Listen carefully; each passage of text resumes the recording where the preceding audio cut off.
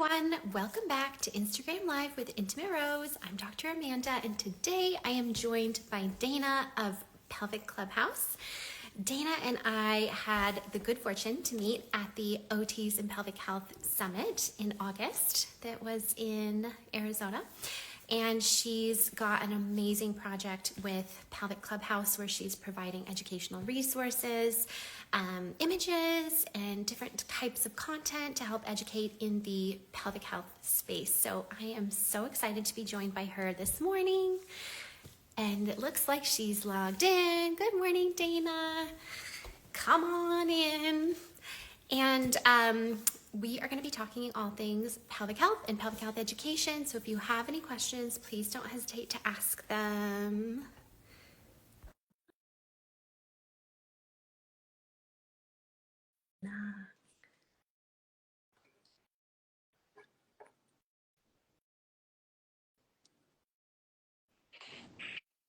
Good morning, Dana.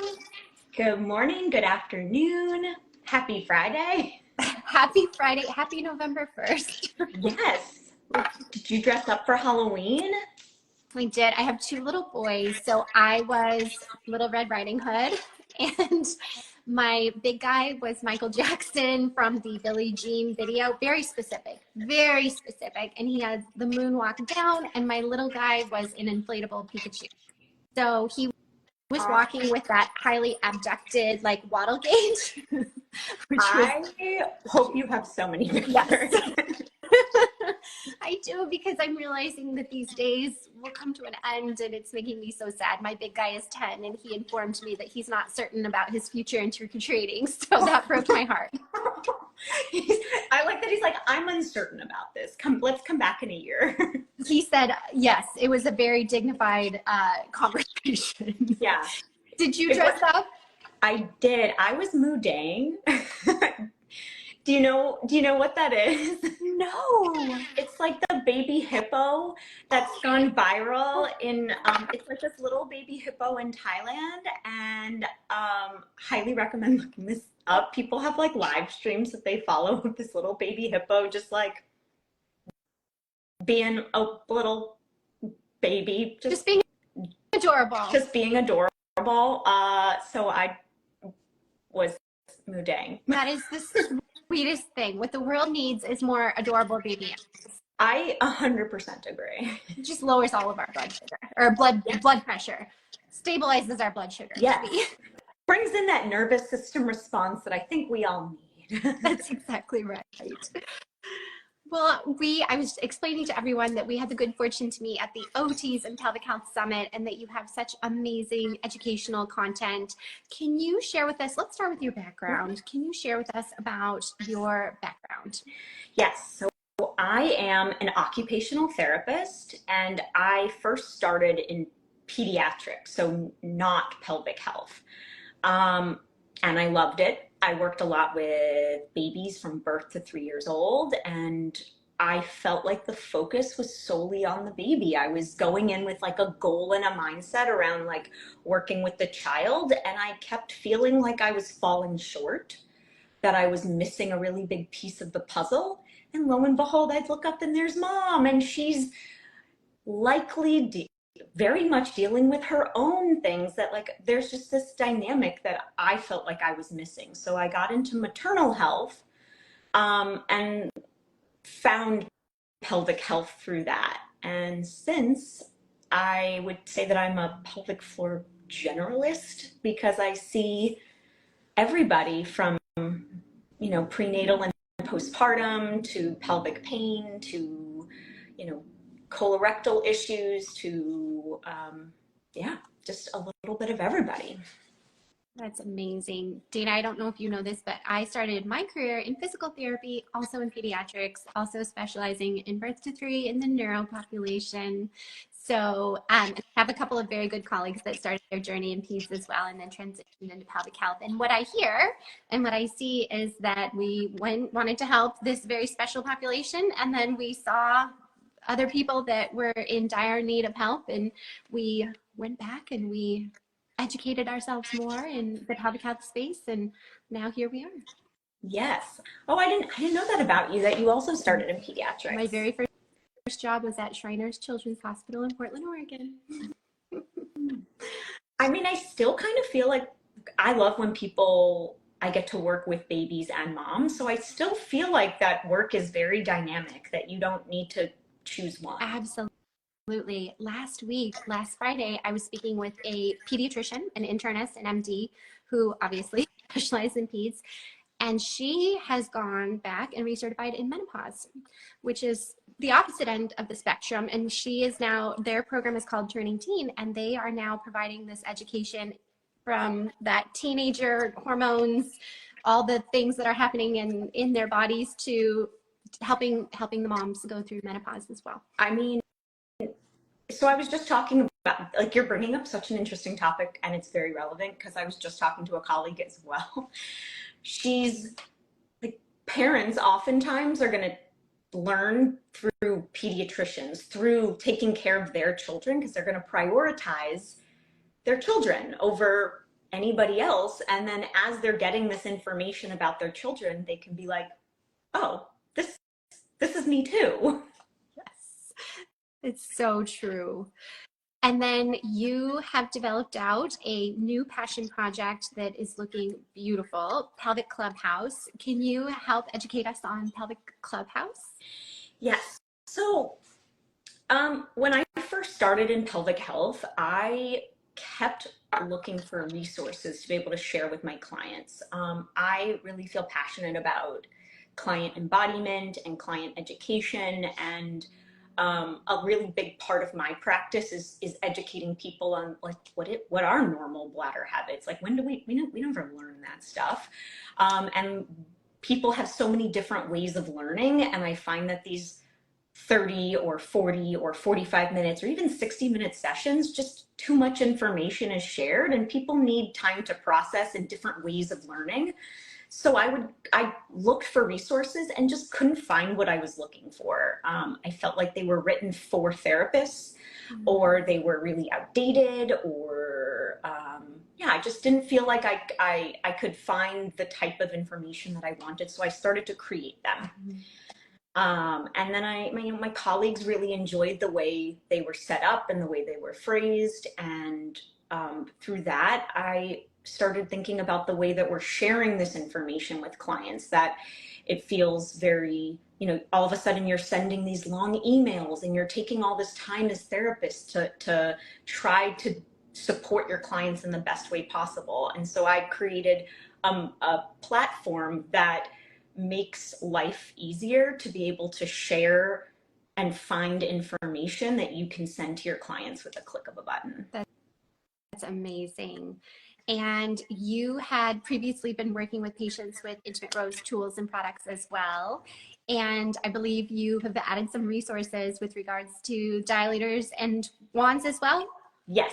So I just, inspired by the Intimate Rose protocol for rectal dilators, I created a rectal dilator guide, so that way people can share this with their clients so easily. And I think it's really important to also educate even therapists about, like, how to use the rectal dilators, because it is still a newer product anyway. And so I think that being able to share that, and then they can pass that on to their clients into, okay, so this is how we're going to use this. And then there's also a guide to using the dilators, the intravaginal dilators as well. Wonderful. I find too, it's exactly as you said, is in our sessions, our patients are taking in so much information and they may be feeling fatigued or overwhelmed, or it is just simply a lot of content that is brand new to them. So having it replicated and written down in another location where they can revisit it and almost be studying it, because it is for them almost like earning another degree in pelvic health, where they're having to learn new types of phrases and anatomy and terms and new principles, along with learning a new motor skill, which in pelvic health takes a lot of time. It's really nice to have those resources. Yeah, and I think what my clients have really, like, I'm my own customer, so I use the Pelvic Health Clubhouse, and what the feedback that I've gotten from my clients and the feedback I've gotten from members is, we get to kind of take our sessions home to our clients, where there's a short video on how to position yourself to use these dilators, because you get home and you're like, what do I do? Where is my body? How do I, like, this made sense in session, I guess. So being able to, you know, kind of hold our client's hand throughout the whole process, with both videos on positioning and then a guide that walks through what you went over with your therapist, is just a really nice way to help carry over, and home programming, and ultimately our clients feeling more embodied and the autonomy. Absolutely. It always does feel different on our treatment table. You know, we've guided them into their positioning. It's almost like if you are driven somewhere and then the next time you have to drive there and you're really not certain of how to get there, but it made so much sense when you were the passenger and now you're the driver. So having it replicated. That is an amazing example. Yes, I love that. Yeah. That is a perfect way to describe it. Yeah, it's completely different, and the feeling of their bed might be different. And another thing I always encourage people to is it doesn't have to be your bed for the dilators.